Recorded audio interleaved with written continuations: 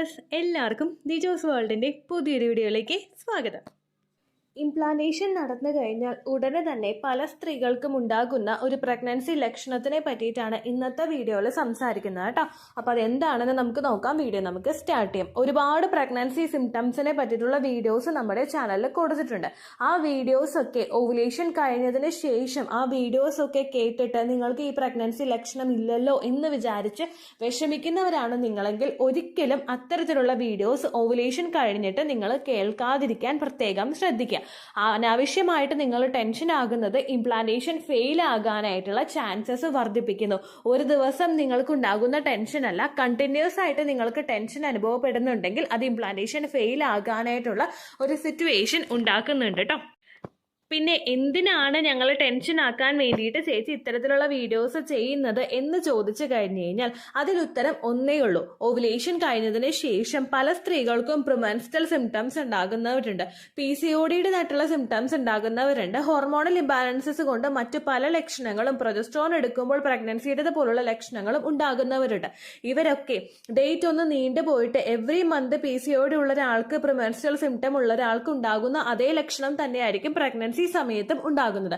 അപ്പോൾ in case date ഒന്ന് നീണ്ടു പോയി കഴിഞ്ഞാൽ ഇത് PCOD-യുടേത് കൊണ്ടാണ് ഡേറ്റ് നീണ്ടുപോയത് എന്ന് വിചാരിച്ചിട്ട് പീരിയഡ്സ് ഇൻഡ്യൂസ് ചെയ്യാൻ വേണ്ടിയിട്ട് ഹെവി ആയിട്ടുള്ള വർക്കൗട്ട്സ് ചെയ്യുന്നവരുണ്ട്, എന്തെങ്കിലും ഡ്രിങ്ക്സ് പ്രിപ്പയർ ചെയ്തിട്ട് കുടിക്കുന്നവരുണ്ട്, അതുപോലെ ഓൾറെഡി ഡോക്ടർ എഴുതി കൊടുത്തിട്ടുള്ള മെഡിസിൻസ് പീരിയഡ്സ് വരാത്തത് കൊണ്ട് ടെസ്റ്റ് ചെയ്യാതെ തന്നെ യൂസ് ചെയ്യുന്നവരുണ്ട്. അതൊക്കെ ഒന്ന് അവോയ്ഡ് ചെയ്യാൻ വേണ്ടിയിട്ടാണ് നിങ്ങൾക്ക് വരുന്ന എല്ലാ സിംറ്റംസും ഓൾമോസ്റ്റ് സെയിം ആയിരിക്കും എന്നുള്ള ഒരു ഇൻഫർമേഷൻ നിങ്ങൾക്ക് ഞാൻ പാസ് ചെയ്യുന്നത് കേട്ടോ.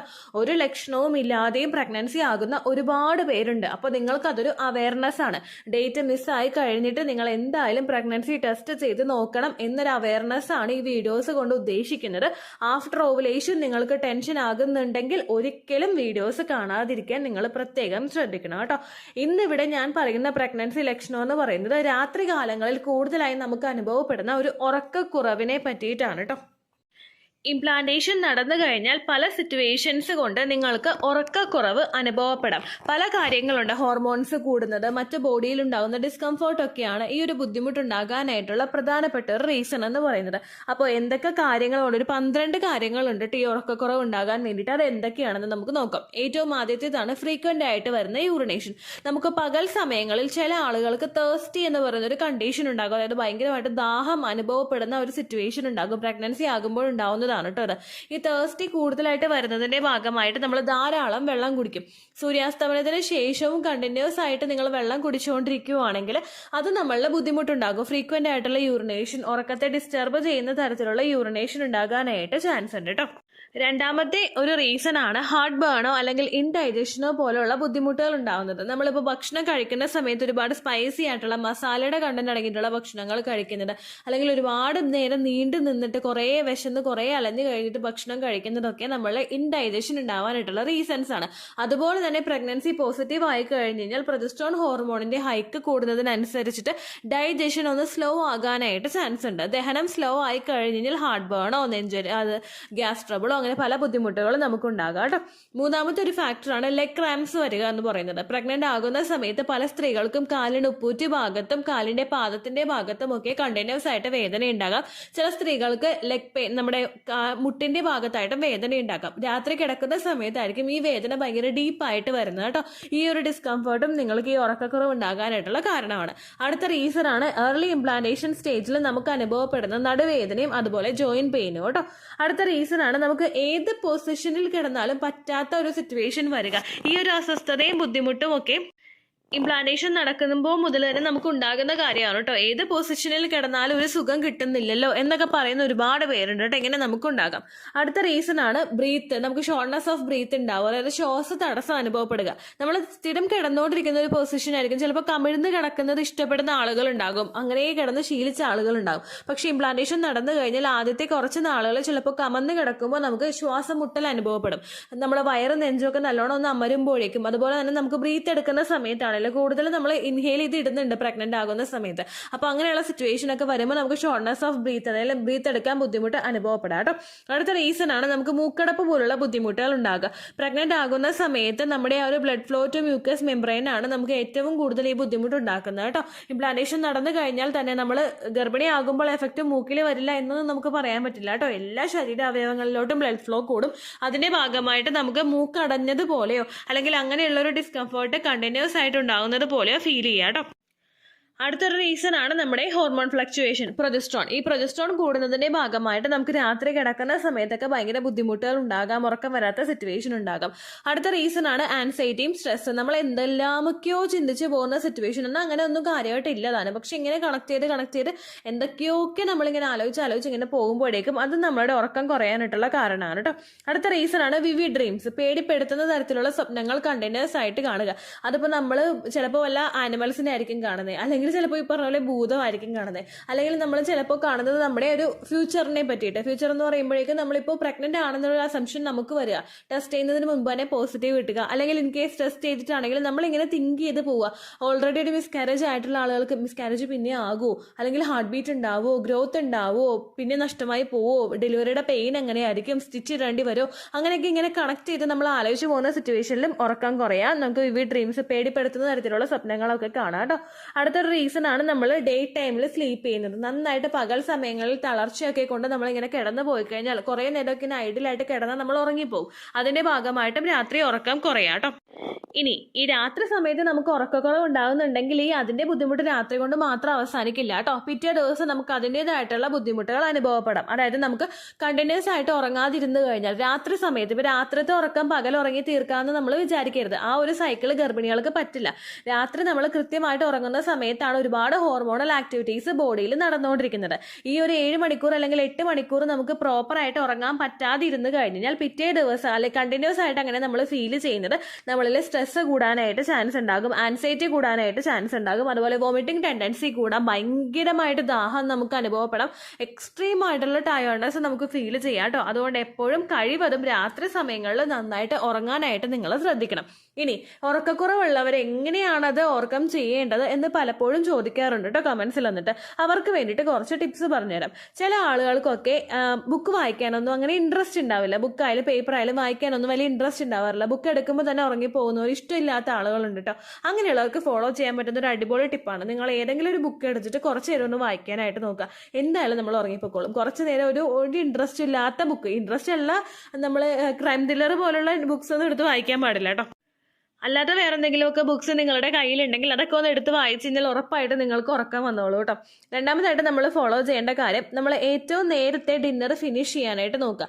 ശരിക്കും ഡോക്ടേഴ്സൊക്കെ നമ്മളോട് പറഞ്ഞു തരുന്നത് ഒരു 6 മണി 7 മണിക്ക് മുമ്പ് എന്തായാലും ഡിന്നർ ഫിനിഷ് ചെയ്യണമെന്നാണ്. അപ്പോൾ നമ്മളൊരു 9 മണിക്കൊക്കെ ഉറങ്ങുമ്പോഴേക്കും ഏകദേശം ആ ഫുഡ് ഒരു കുറച്ചെങ്കിലും ഒരു രീതിക്കൊന്ന് ഡൈജഷനൊക്കെ അവിടെ തുടങ്ങിയിട്ടുണ്ടാകും. അപ്പോൾ നമ്മളൊരു ഡിസ്കംഫർട്ട് അല്ലെങ്കിൽ ഗ്യാസ് ട്രബിൾ പോലുള്ള ബുദ്ധിമുട്ടുകളൊക്കെ ഒന്ന് കുറഞ്ഞോളും.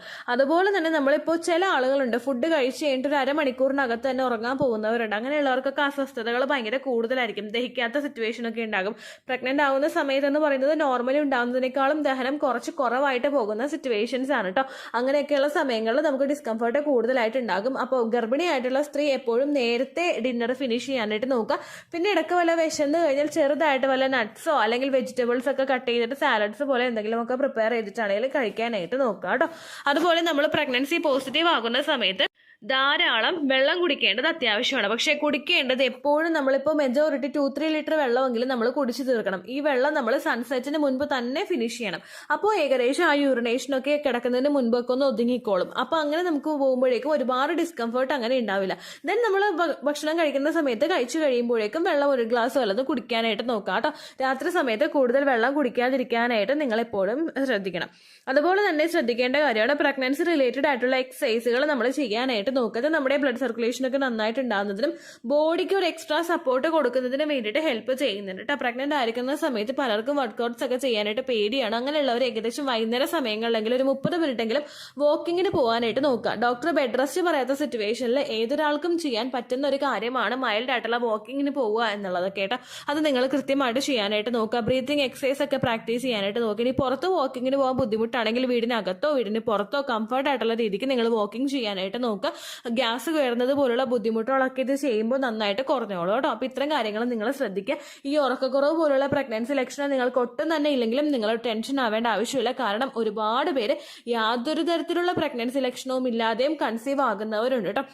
അപ്പോൾ നിങ്ങൾക്ക് ആ ഒരു ബുദ്ധിമുട്ടില്ല എന്ന് വിചാരിച്ചിട്ട് നിങ്ങൾ ഒട്ടും വിഷമിക്കേണ്ട ആവശ്യമില്ല. ഡേറ്റ് മിസ്സാകുന്നുണ്ടോ എന്ന് നോക്കുക. പോകുന്ന രക്തത്തിന്റെ അളവ് എത്രത്തോളം ആണെന്നുള്ള കാര്യം നിങ്ങൾ മോണിറ്റർ ചെയ്യണം. ഇപ്പോൾ പീരിയഡ്സ് ആവുന്ന എക്സ്പെക്റ്റഡ് ഡേറ്റിൽ തന്നെ പീരിയഡ്സ് വരുന്നുണ്ട്, ഫ്ലോ ഉണ്ടാകുന്നുണ്ട്, പക്ഷേ രക്തം വളരെയധികം കുറച്ചാണ് പോകുന്നതെങ്കിൽ അപ്പോഴും നിങ്ങളൊരു കാർഡ് മേടിച്ചിട്ട് തന്നെ പ്രഗ്നൻസി ടെസ്റ്റ് ചെയ്ത് നോക്കണം കേട്ടോ. ഇനി ഈ ഒരു ബുദ്ധിമുട്ട് എപ്പോൾ മുതൽ ഉണ്ടാകുമെന്ന് ചോദിച്ചു കഴിഞ്ഞാൽ ഇംപ്ലാന്റേഷൻ നടക്കുന്നത് വെരി ഫസ്റ്റ് ടൈം മുതൽ തന്നെ നിങ്ങൾക്ക് ഈ ഒരു ഡിസ്കംഫർട്ട് ഫീൽ ചെയ്യാം കേട്ടോ. കാരണം ബോഡിയിൽ ചേഞ്ചസ് വന്നുകൊണ്ടിരിക്കുകയാണ്, ഏർലി സ്റ്റേജിൽ ചേഞ്ചസ് ആണ്. അപ്പോൾ നമുക്കിത് തുടക്കത്തിൽ തന്നെ ഈ ഒരു ബുദ്ധിമുട്ട് നന്നായിട്ട് അനുഭവപ്പെടാം. പിന്നീട് അങ്ങോട്ടേക്ക് ചിലപ്പോൾ നമ്മൾ ഈ ഒരു ചേഞ്ചസ് ഒക്കെ ആയിട്ട് അഡാപ്റ്റ് ആയി വരുമ്പോഴേക്കും ബുദ്ധിമുട്ടുകൾ നമുക്ക് കുറയാം. പിന്നെ എഗെയിൻ നമുക്ക് വരുന്നത് ലാസ്റ്റ് ട്രൈമസ്റ്റർ ആകുമ്പോഴാണ് കേട്ടോ. കാരണം അപ്പം നമ്മുടെ സ്ട്രെസ് ഒന്നും കൂടി ഒന്ന് കൂടും, നമ്മുടെ ആലോചനകളും ചിന്തകളും ഒക്കെ കൂടും. ഡെലിവറി എങ്ങനെയായിരിക്കും, നോർമൽ ആയിരിക്കും, പെയിൻഫുൾ ആയിരിക്കും എന്നൊക്കെ നമ്മളിങ്ങനെ കണക്ട് ചെയ്ത് ആലോചിച്ച് പോകുമ്പോൾ നമുക്ക് ഉറക്കക്കുറവ് ഒക്കെ ഉണ്ടാവാനായിട്ടുള്ള ചാൻസസും കൂടുതലാണ് കേട്ടോ. ഇത്രയേ ഉള്ളൂ വീഡിയോ. യൂസ്ഫുൾ ആയി കാണുമെന്ന് വിശ്വസിക്കുന്നു. യൂസ്ഫുൾ ആവുന്നുണ്ടെങ്കിൽ ലൈക്ക് ചെയ്യുക, ഫ്രണ്ട്സിനൊക്കെ ഷെയർ ചെയ്ത് കൊടുക്കുക കേട്ടോ. എന്തെങ്കിലും സംശയം ഉണ്ടെങ്കിൽ നിങ്ങൾ കമന്റ്സിൽ ചോദിക്കുക. പണ്ടത്തെ വീഡിയോയ്ക്ക് കമന്റ്സ് ഇടുന്നവർക്ക് റിപ്ലൈ ലഭിക്കുന്നില്ലെങ്കിൽ ലേറ്റസ്റ്റ് ആയിട്ട് ഞാൻ ഏത് വീഡിയോ ആണ് അപ്ലോഡ് ചെയ്യുന്നത് അതിന് താഴെ കമന്റ് ഒന്ന് കോപ്പി പേസ്റ്റ് ചെയ്യാനായിട്ട് ശ്രദ്ധിക്കുക കേട്ടോ. അതുപോലെ ഓവുലേഷൻ ഡേറ്റ് കാൽക്കുലേറ്റ് ചെയ്ത് തരാനായിട്ട് റിക്വസ്റ്റ് ചെയ്യുന്ന ആളുകൾ എത്രയാണോ സൈക്കിൾ ലെങ്ത് അത് മെൻഷൻ ചെയ്യാനായിട്ട് ശ്രദ്ധിക്കുക. സൈക്കിൾ ലെങ്ത് എന്നതുകൊണ്ട് ഉദ്ദേശിച്ചത് ഓരോ മാസവും എത്ര ദിവസം കൂടുമ്പോഴാണോ ബ്ലീഡിങ് വരുന്നത് അതാണ് സൈക്കിൾ ലെങ്ത്. കഴിഞ്ഞ മാസം ഒരു 8-ാം തീയതിയാണ് ബ്ലീഡിങ് ആയതെങ്കിൽ ഈ മാസം 6-ാം തീയതിയാണ് ബ്ലീഡിങ് ആയതെങ്കിൽ കഴിഞ്ഞ മാസം 8-ാം തീയതി മുതൽ ഈ മാസം 6-ാം തീയതി വരെ എത്ര ദിവസമുണ്ടോ അത് കാലണ്ടറിൽ എണ്ണി തിട്ടപ്പെടുന്നതാണ് നിങ്ങളുടെ സൈക്കിൾ ലെങ്ത്. സൈക്കിൾ ലെങ്ത് നമ്മൾ കൃത്യമായിട്ട് കാൽക്കുലേറ്റ് ചെയ്യുകയാണെങ്കിൽ ഓവുലേഷൻ ഡേറ്റ് എളുപ്പത്തിൽ കണ്ടുപിടിക്കാൻ വേണ്ടിയിട്ട് ഒരുപാട് ആപ്ലിക്കേഷൻസും ഒരുപാട് ഓൺലൈൻ ആയിട്ടുള്ള വെബ്സൈറ്റുകളും ഇന്ന് നമുക്ക് അവൈലബിൾ ആണ്. പ്ലേ സ്റ്റോറിൽ പോയിട്ട് ഓൺലൈൻ ഓവുലേഷൻ ട്രാക്കർ എന്ന് ടൈപ്പ് ചെയ്ത് കഴിഞ്ഞാൽ നിങ്ങൾക്ക് അതുമായിട്ട് ബന്ധപ്പെട്ടിട്ടുള്ള ആപ്ലിക്കേഷൻസ് കിട്ടും. അത് പറ്റുന്നില്ല എങ്കിൽ ഗൂഗിളിൽ പോയിട്ട് ഓൺലൈൻ ഓവുലേഷൻ കാൽക്കുലേറ്റർ എന്ന് ടൈപ്പ് ചെയ്ത് കഴിഞ്ഞാൽ അതുമായിട്ട് ബന്ധപ്പെട്ടിട്ടുള്ള വെബ്സൈറ്റുകൾ നിങ്ങൾക്ക് കിട്ടും.